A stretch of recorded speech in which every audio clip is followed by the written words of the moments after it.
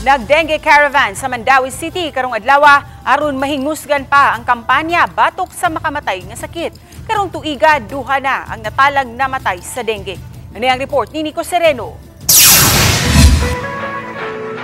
Sa ground sa City Hall gihimo ang aktibidad sa kampanya kontra dengue. Katuyuan niini mapalad man ang information dissemination sa maong sakit ug mapahinumduman ang mga tao sa importansya sa mga lakang nga himuon. Nagtambayayong sa programa ang City Health Department ug DOH. Duna sa mga booth nga giset up para sa dugang impormasyon kabahin sa sakit ug mga lakang aron makalikay niini.